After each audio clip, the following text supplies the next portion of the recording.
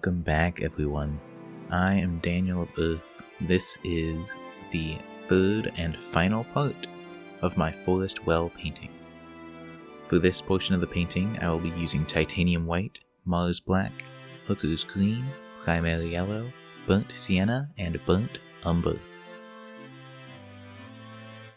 Starting off here, I'm just mixing all the colors I'm going to need for my well portion of this painting. If you're wondering why it's called a Forest Well painting, well, there's a well!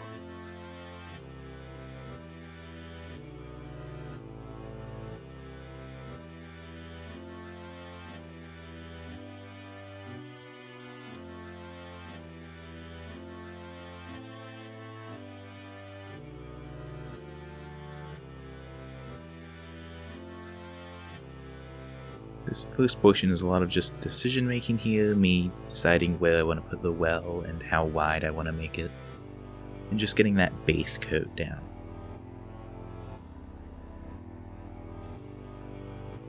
I do a lot of flipping of my painting to make sure I get those lines straight on the edges.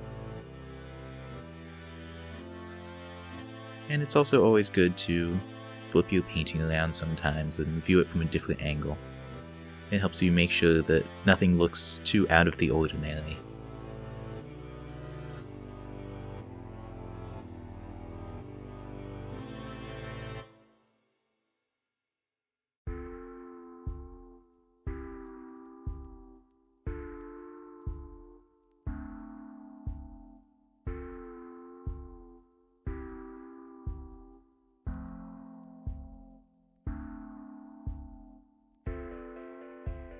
Just need to get the shadows on the inside of that well and on the upper lip of the stone that I'm going to be making here, so I'm just going to have that lighter circle around the top edge and then darker as we go down farther into the well where the light won't be hitting as much.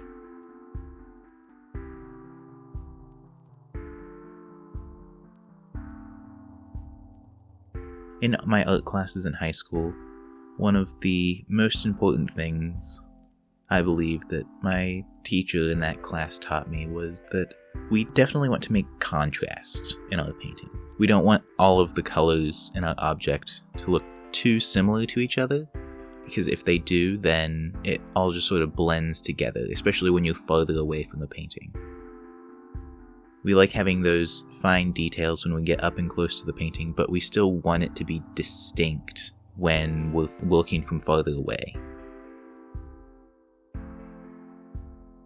Keeping that in mind, I decided to paint in the mortar quite a bit lighter color on these bricks to really define them as separate pieces of the well, instead of just having them on the flat, blank base coat that I had before.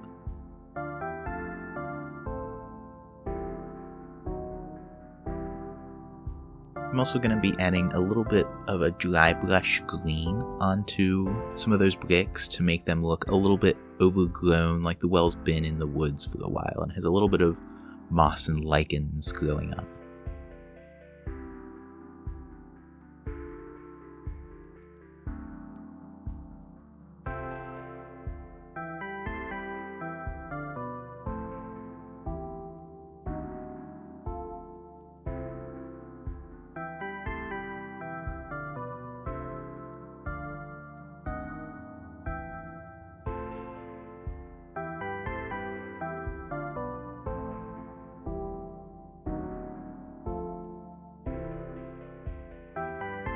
Here I'll be adding in the wood frames for the well that will be holding the bucket that would be going up and down inside of the well to draw water.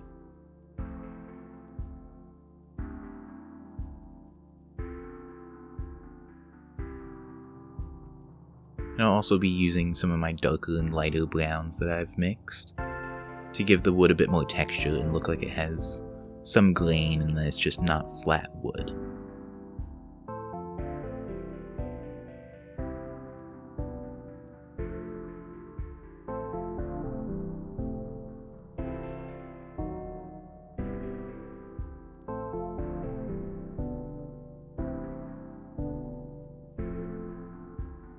Then just a few more touch-ups around the outside of the well and on some of those bricks. and we can start making the rope and the bucket.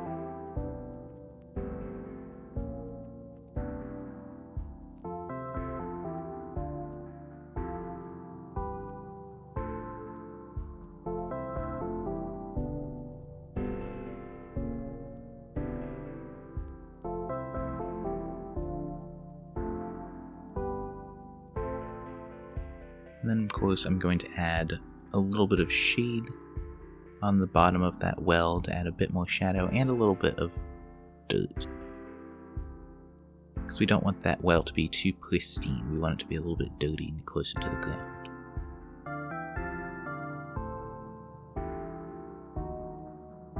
Again, I'm going to be using my 10 to 15 bristle brush to make these blades of grass that I'll be putting in front of the well and around the trees to create a bit more depth. It's pretty important, I think, that when you create these sorts of scenes with stalks of grass and plants and things like that, we recognize that grass often grows in tufts. We want to have small blades of grass coming out of singular tufts instead of just evenly spaced grass. It's a very small detail, but it definitely does help with the painting to make it look a bit more realistic and a bit less like we just went in willy-nilly and put grass wherever we wanted to, just to fill space. This is going to be the final white coat that I do. This coat I did with just a tiny, tiny amount of white paint in quite a bit of water. And I just put it on with my paintbrush, and I liked doing that a lot more than using the rag. It helps fill in the gaps, and it makes it so that that canvas doesn't pop up as much, the little canvas grid doesn't show through. And it also makes it so that you can vary the amount of white that you're putting on. I put a very thin layer, but you could have put more if you wanted.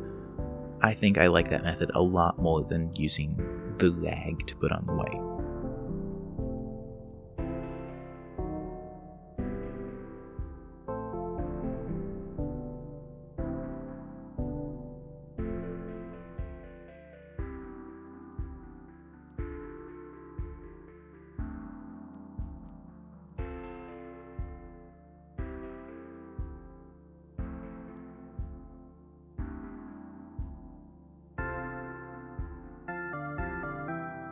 Now putting in my final trees, I really want most of these trees, or at least the treetops, to be above the canvas. We don't want to see quite as many leaves, quite as many branches in these close-up trees, because since they are so close, we would not be able to see the treetops from the point of view that the painting is set at.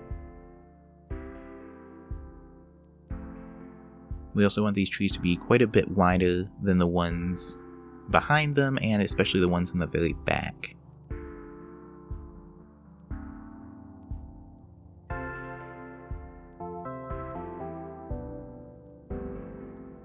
I'll also be adding in some root growth down at the bottom of these trees.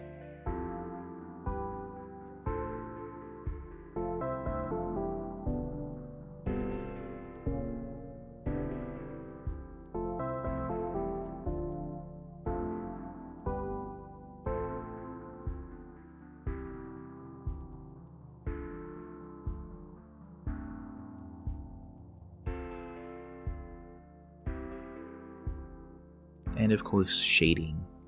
I'm going to be doing the same thing I did last time with the shading. I'll be adding a lot of that light brown to the center of the branches and the center of the trunk, and then blending it outwards. And then later using a bit more of the dark and a bit more of the light to create more details in the trees.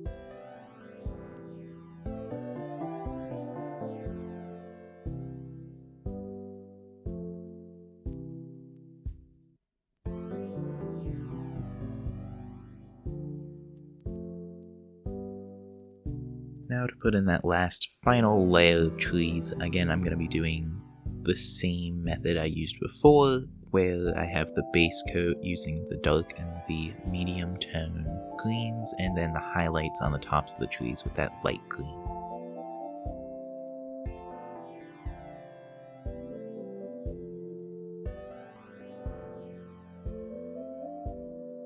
At this point, I sort of took a step back away from the painting, and I looked for more details that I wanted to put in, and I thought that the trees up close looked a little bit bland. So here at the very end, I'll be mixing and adding a few more details to them.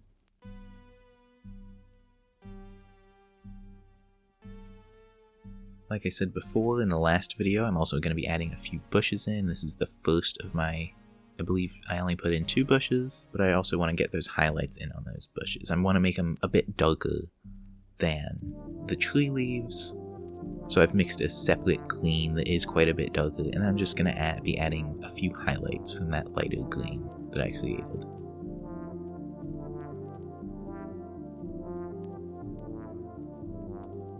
Then I'm going to go back in with my few bristle brush and add a few more stalks of grass around the roots of the trees and in front of the bushes.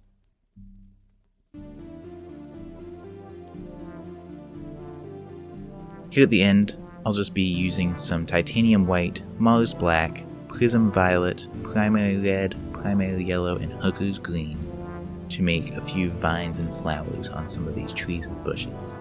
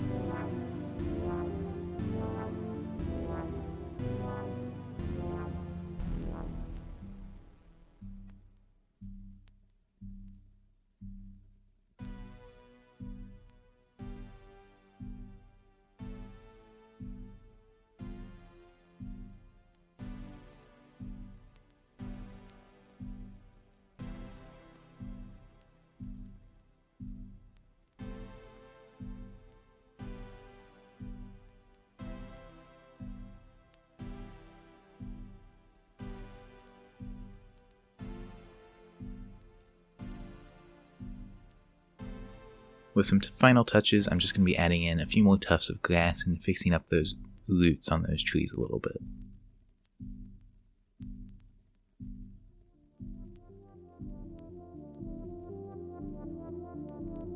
And that is all for this video.